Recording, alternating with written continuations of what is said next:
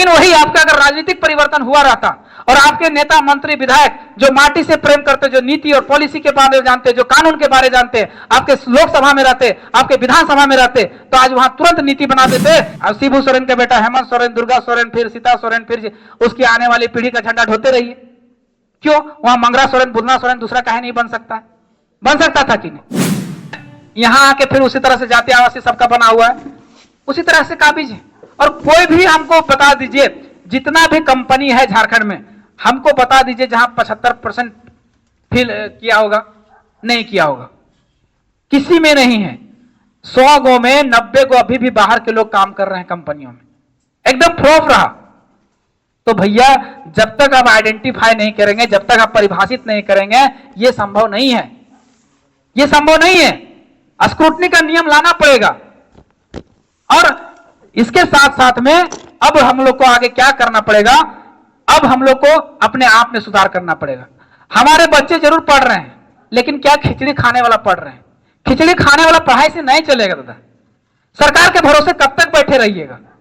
अगर सरकार के भरोसे बैठे रहिएगा तो देखिए स्थिति, 23 पीढ़ी 20 पीढ़ी झारखंड अलग अलग बात, 23 पीढ़ी बर्बाद हो चुका है एजुकेशन के कारण। तो अपना बच्चा को पढ़ाइए, जहां जाइएगा अपना बच्चा को पढ़ाइए।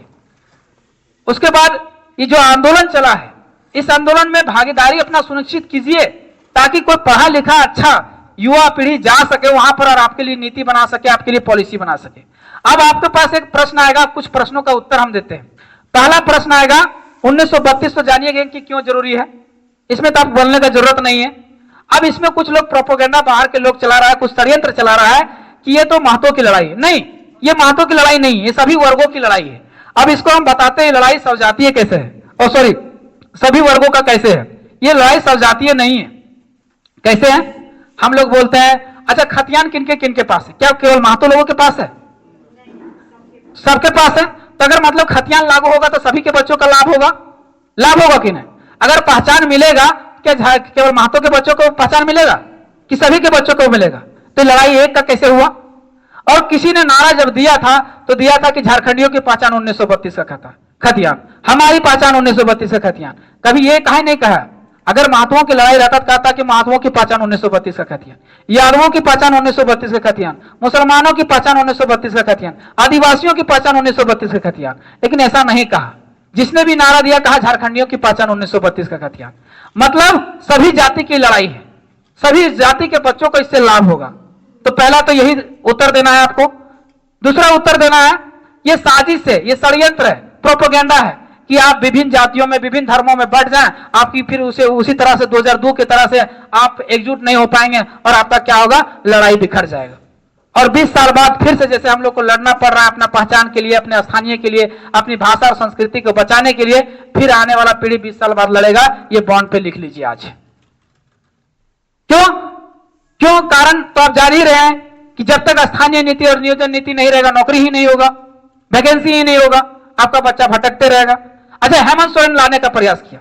हेमंत सोरेन सरकार की बात करते हैं। ये बोला हम स्थानीय नीति बनाएंगे, इससे बेहतर बनाएंगे। आज तक स्थानीय नीति का 1932 का आधार पर लाया, राज्यपाल को लाया, वहां से लौटा दिया गया।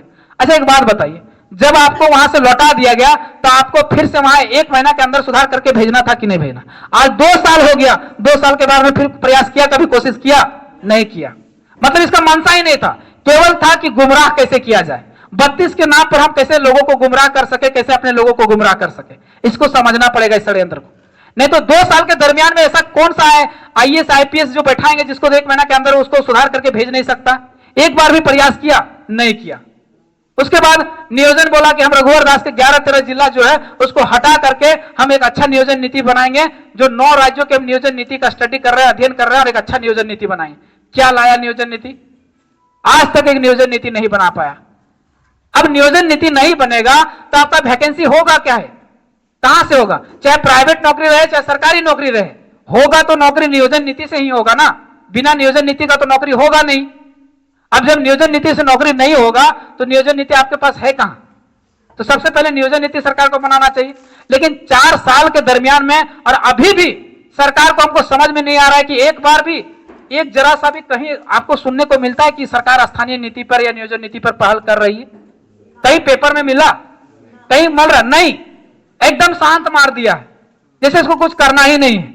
और फिर देखिएगा दुर्भाग्य इस झारखंड का, दुर्भाग्य है हम लोग का कि फिर या तो फिर बीजेपी या तो फिर जेएमएम, और वोट बड़ा गर्व से देगा। अब पता नहीं क्यों देगा, हमको नहीं समझ में आ रहा है। भैया 23 सालों के झारखंड में वोट का महत्व को समझिए। बाबा साहब अम्बेडकर जब संविधान लिखे तो उन्होंने कहा कि हम इस देश में एक वोट देकर, एक व्यक्ति पर एक वोट देकर इस देश में समानता लाने का प्रयास किए हैं। लेकिन यहाँ के शोषित, वंचित, पीड़ित, मजदूर, किसान अगर अपने वोट का महत्व नहीं समझ पाता है तो उनका शोषण आज से लेकर 70 साल और 70 पीढ़ी तक उसका शोषण होते रहेगा जब तक वो वोट का महत्व नहीं समझे पाए। और आज देखिए भारत के 75 साल के इतिहास में और झारखंड अलग हुए 23 साल के इतिहास में आज तक हम लोग का शोषण ही हो रहा है कि नहीं? क्या हो रहा है कि जब चुनाव आएगा दारू, मुर्गा, मौत, धोती, साड़ी, लुंगी में हम लोग वोट देना है। उसको पता है कि हम लोग के भारत का, झारखंड का 99% जनता को अपना वोट से मतलब ही नहीं है।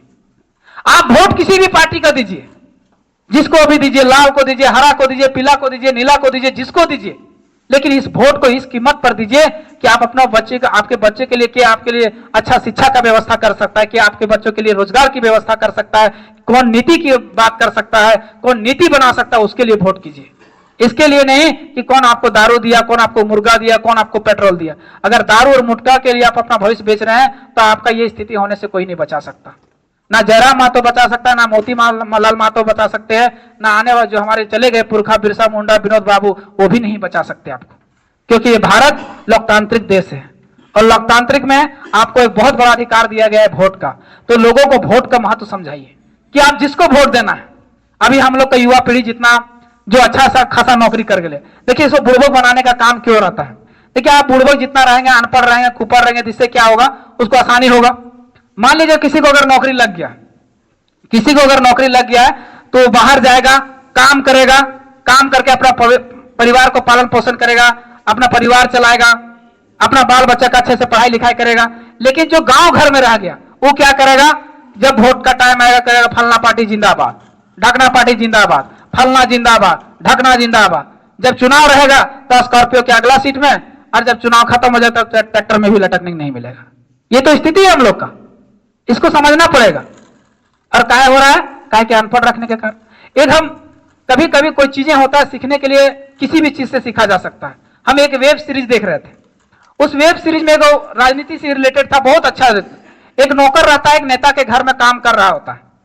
एक नौकर जो रहता है वो राजनेता के घर में काम कर रहा था, वो सदियों से उसके घर में काम कर रहा, मतलब 20-30 साल से काम कर रहा था। उसका बेटा पढ़ा लिखा और बाद में उसका इंजीनियरिंग कॉलेज में कहीं एडमिशन लेना था, तो वो गया नेता के पास, काम कर रहा था तो गया सहयोग मांगने के लिए कि मेरा बेटा का बीटेक में एडमिशन होने वाला, हमको कुछ सहयोग राशि चाहिए। तो वो क्या बोला नेता पता है? कि अरे पढ़ लिख कर क्या करेगा, जो पढ़ लिख कर वो 20-30 हजार का महीना कमाएगा, हमारे पास बुला लो, वो लाइफ टाइम हमारे साथ रहेगा, हम 30 हजार का महीना ऐसा ही दे देंगे। तो ऐसे बोल दिया। जब बोल दिया तो वो जब चला गया, किसान परिवार जो मजदूर था, जो उसके घर नौकर था, वो चला गया। जब वो वापस चला गया तो उसका जो सहयोगी था, वो पीए था, वो उससे सवाल किया कि सर आप तो उसको 35 हजार, 50 हजार से 1.5 लाख 2 लाख जो लगता था आप तो दे सकते थे इजली से, फिर दिए क्यों नहीं? जबकि आपके घर इतना दिन से गुलामी किया, आपका नौकरी चाकरी किया, आपका सेवा किया, क्यों नहीं दिए? तो बोला रे अगर इसको दे देंगे ना पैसा तो ये पढ़ लिख लेगा और बाद में हम ही से सवाल करेगा, फिर हमारे ही हक अधिकार को, हमारी कुर्सी को छीनेगा, इसलिए इसको गुलाम ही रहने दो, ये गुलामी के लायक है। ऐसा मानसिकता होता है और ये रियल लाइफ में भी सही है, ये रियल लाइफ में भी यही है। आज देख लीजिए आप पूरा भारत के इतिहास में कभी भी हमारा ऐसी मानसिकता कर दिया गया है कि नेता का बेटा कितना ही अनपढ़ रहे, कुपढ़ रहे, अशिक्षित रहे, नेतृत्व का गुण नहीं हो, फिर भी नेता के बेटा को हम लोग तुरंत एक्सेप्ट कर लेंगे। लेकिन एगो पढ़ा लिखा एक अच्छा युवा पीढ़ी अगर नेतृत्व करता है तो हम उसको कभी एक्सेप्ट नहीं करेंगे। ये सही रहा है। आप इतिहास को उठा लीजिए, बिहार में कौन था? लालू यादव, उसका बेटा तेजस्वी यादव, तेजप्रताप यादव, क्या गुण है? क्या गुण हमको बता दीजिए। उप मुख्यमंत्री तो कभी स्वास्थ्य मंत्री, क्या है? उसका बेटा ही बेटा बना। फिर आप जाके उत्तर प्रदेश चले जाइए, मुलायम सिंह का बेटा अखिलेश यादव, क्या गुण है? आप अगर चले जाइए जम्मू कश्मीर चले जाइए, महबूबा मुफ्ती, उसके बेटा फारूक, उसके बाप फारूक अब्दुल्ला, ये भी देख लीजिए, सब परिवारवादी। आप झारखंड आ लीजिए, झारखंड में आपका अब शिबू सोरेन का बेटा हेमंत सोरेन, दुर्गा सोरेन, फिर सीता सोरेन, फिर उसकी आने वाली पीढ़ी का झंडा ढोते रहिए। क्यों? वहां मंगरा सोरेन, बुधना सोरेन दूसरा काहे नहीं बन सकता? बन सकता था कि नहीं? यानी हमारी गलती है। अभी क्या हुआ? हाजी हुसैन मरा, उसका बेटा बन गया हफीजुल हुसैन। क्या गुण था, क्या क्वालिटी था? राजेंद्र सिंह मरा, उसका बेटा बन गया ये जय मंगल सिंह, जय मंगल सिंह विधायक बन गया। अभी हमारा तो छोड़ ही दीजिए, हमारे माननीय मंत्री जी भी, क्या गुण है? हम किसी का विरोध नहीं कर रहे, हम केवल बता रहे हैं। लेकिन एगो युवा, अच्छा जो युवा है, पढ़ा लिखा युवा है, अगर वो नीति की बात करता है, पॉलिसी की बात करता है, आपको जगाने की बात करता है, आपको समझाने की बात करता है, तो कह रहे राजनीति करना है। तो क्यों ना राजनीति करें? क्यों ना राजनीति करें? सो हमें बता दीजिए। जब एक ऑफिसर बनता है, वो 62 साल में रिटायर कर जाता है, तो एक नेता क्यों नहीं रिटायर करना चाहिए? सो बताइए हमें, क्यों नहीं करना चाहिए? क्यों नहीं कंपटीशन होना चाहिए? क्यों नहीं बदलना चाहिए? सो हमें बता दिए। और क्यों ना राजनीति करेगा? सो बताइए। देखिए, राजनीति से अर्थव्यवस्था चलता है, अर्थव्यवस्था से पूरी दुनिया चलता है। और यहां का युवा पीढ़ी बोलता है हाइट पॉलिटिक्स। क्यों भाई हाइट पॉलिटिक्स क्यों? जब उससे पूरा सिस्टम चल रहा है, आपका नौकरी चाकरी चल रहा है, आपका घर परिवार चल रहा है, तो हाइट पॉलिटिक्स क्यों? इसलिए क्या आपको प्रोपोगंडा चलाया है, षड्यंत्र चलाया है, साजिश चलाया है कि आपके बच्चे जो उभर के आ ही नहीं पाए राजनीति में। इसलिए राजनीति में आइए। और अर्थव्यवस्था से पूरी दुनिया चलती है। हम बोले कि राजनीति से अर्थव्यवस्था चलती है, और अर्थव्यवस्था से पूरी दुनिया चलती है। कैसे चलती है आप उसमें समझिए। आज आप पर 5 लाख में कि 7 लाख में टैक्स लगाया मोदी जी? कौन लगाया? राजनीति लगाया। कौन चुन के भेजा? आपके वोट से वो क्या बना? उनका सांसद बना, सांसद से वो प्रधानमंत्री बने ना। अब वो राजनीति ही तो डिसाइड किया कि आप पे 5 लाख का टैक्स लगाना है कि 10 लाख पे टैक्स लगाना है। वो चाहता तो 10 लाख पर भी टैक्स लगा सकता, वो चाहता तो फ्री भी कर सकता था। यानी राजनीति से अर्थव्यवस्था चला कि नहीं चला? चला कि नहीं चला? अभी सब चीज में जीएसटी लगा दिया, 2 चीज में जीएसटी नहीं लगाया। किसमें? दारू और पेट्रोल में। क्यों नहीं लगाया भैया? चलिए दारू में नहीं लगाया, वो शौकीन का चीज है, पेट्रोल तो शौकीन का चीज नहीं। अब उसमें जीएसटी नहीं लगाया है। क्यों? क्योंकि उससे पेट्रोल सस्ता हो जाता। अभी आप लोग को पता नहीं है, लेकिन पता कर लीजिएगा। आपके पास 100 रुपए का अगर तेल भरा के आए होंगे, तो उसमें 20 रुपया सीजीएसटी और 20 रुपया एसजीएसटी लगता है। यानी स्टेट जीएसटी और सेंट्रल जीएसटी, दोनों सरकारें जीएसटी लगाने का काम करती है। अब बताइए वो कौन डिसाइड करता है? राजनीति तो डिसाइड कर रहा है। फिर आप एक अच्छा लिखा, एक पढ़ा लिखा युवा अगर बनना नहीं चाहते हैं, तो फिर आप किस पे डिपेंड हो रहे हैं? एक अनपढ़ के ऊपर डिपेंड हो रहे हैं, एक ऊपर पर आप डिपेंड हो रहे हैं कि वो हमारी लिए नीति बना। कैसे बनाएगा भैया? अब देख लीजिए ना, 11 का है ना, 11 का मंत्री विधायक है ना, यहाँ पर 11 का मंत्री है। अब हफीजुल अंसारी का क्या क्वालिफिकेशन है? जोबा मांझी का क्या क्वालिफिकेशन है? चंपई सोरेन का क्या क्वालिफिकेशन है? एक पढ़ा लिखा अगर व्यक्ति है रामेश्वर उरांव, उसके अलावा हमें बता दीजिए कि कौन आपके लिए नीति बना सकता है, कौन आपके लिए पॉलिसी बना सकता है? जिसको पता ही नहीं है कि गाजर कैसा होता है और मुराई कैसा होता है, उसको आप बोल रहे कि गाजर और मुराई को पहचान कीजिए, कैसे करेगा? जो कभी गाजर और मुराई देखा ही नहीं कि मुराई जो होता है वो सफेद होता है और जो गाजर होता है वो जो भी कलर का होता है, उसको पता नहीं तो कैसे बना देगा भैया कि कौन गाजर और कौन मुराई? कैसे पहचान कर देगा? बताइए आप। इसलिए पढ़ा लिखा युवा को लाना पड़ेगा, पढ़ा लिखा युवा को आपको बैठाना पड़ेगा, जो आपके लिए नीति बना सके, जो आपके लिए पॉलिसी बना सके। और इस युवा पीढ़ी को कह रहे हैं आई हेट पॉलिटिक्स नहीं, आई लव पॉलिटिक्स। पॉलिटिक्स आपको बर्बाद करने नहीं आया है, पॉलिटिक्स आपको बर्बाद करने नहीं आया, बनाने आया है। क्योंकि बहुत बड़े एक राजनीतिक विशेषज्ञ ने कहा था कि अगर आपको सामाजिक परिवर्तन करना है तो सबसे पहले आपको राजनीतिक परिवर्तन करना पड़ेगा। जैसे ही आप राजनीतिक परिवर्तन कीजिएगा, सामाजिक परिवर्तन अपने आप हो जाएगा। आज हम लोग समाज में परिवर्तन लाने के लिए 2 साल से देख रहे हैं कि रोड पे आंदोलन कर रहे हैं, क्या निकला रिजल्ट? 0। लेकिन वही आपका अगर राजनीतिक परिवर्तन हुआ रहता और आपके नेता मंत्री विधायक जो माटी से प्रेम करते, जो नीति और पॉलिसी के बारे में जानते, जो कानून के बारे में जानते, आपके लोकसभा में रहते, आपके विधानसभा में रहते, तो आज वहां तुरंत नीति बना देते कि यहां पर ऐसा नीति, स्थानीय नीति बना देते, नियोजन नीति बना देते, और तुरंत टीचर का वैकेंसी लेते हैं कि हर स्कूल में, झारखंड का जितना स्कूल में है उसमें 10-10 को टीचर का व्यवस्था होना चाहिए। तो होता कि नहीं? 2 साल के दरमियान में होता कि नहीं? और 2 साल में अगर वो परिवर्तन होता तो आज आपका बच्चा अच्छा स्कूल में पढ़ रहा होता कि नहीं? आपके बच्चों को अच्छा एजुकेशन मिल रहा होता कि नहीं? और अगर अच्छा एजुकेशन मिल रहा होता तो आपका बच्चा का भविष्य सुधरता कि नहीं? यानी आपका बच्चा का भविष्य सुधरता, यानी वो अच्छा से पढ़ लिख जाता, फिर अच्छा से नौकरी लेता, आपके घर में पैसा आता तो उसका विकास होता, और एक परिवार का विकास करता, उसके साथ साथ समाज का विकास करता। एक गांव में 10 के लोगों को नौकरी लग जाता तो गांव में 10 गो परिवार सुखी संपन्न होता। तो उसमें सामाजिक क्रांति आया कि नहीं आया? सामाजिक बदलाव आया कि नहीं आया? तो सबसे पहले आपको राजनीतिक क्रांति करना पड़ेगा, आप तभी सब जाके सामाजिक क्रांति होगा। और जब तक अगर जल्दी बदलाव करना चाहते हैं, हाँ अब ऐसा कहिएगा कि आंदोलन से कुछ नहीं हुआ, तो आंदोलन से कुछ हुआ। अब क्या हुआ ये समझिए। आज हम लोग यहाँ 50, 100, 150, 200 लोग जो जमा हुए हैं, ये कहीं ना कहीं वो आंदोलन का ही नतीजा है। आज जो हम अपने अधिकार के बारे में जान रहे हैं, किस तरह से हमें लूटा जा रहा है, किस तरह से हमें पीटा जा रहा है, किस तरह से हमें हमारी जमीनों का अतिक्रमण किया जा रहा है, अगर ये चीजें समझ में आ रही है तो ये आंदोलन का ही नतीजा है।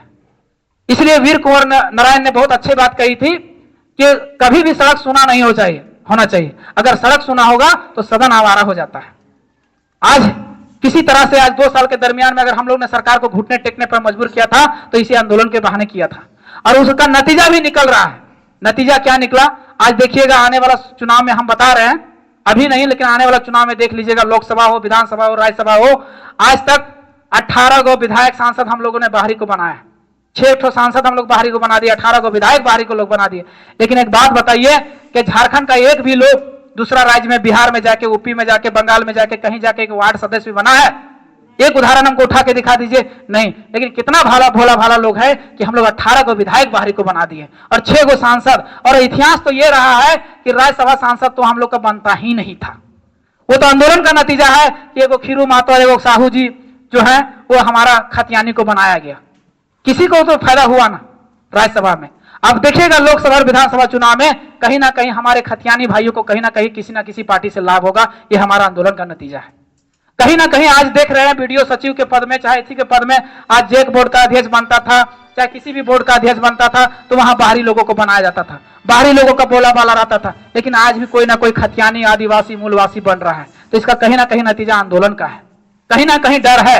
अब हम देखते हैं कि बदलाव और क्रांति क्या हुआ। ये आप छोटा सा उदाहरण शायद आप लोगों ने नोटिस किया होगा, आप लोग रांची के लोग हैं, देखे होंगे हमारे यहाँ सोहराय होता है, करम होता है। पहले सोहराय का कभी बधाई मिलता था? बता दीजिए, करम का मिलता था, सोहराय का मिला था बधाई? लेकिन सानू महतो झारखंडी को लाइक, फॉलो, शेयर, कमेंट करें।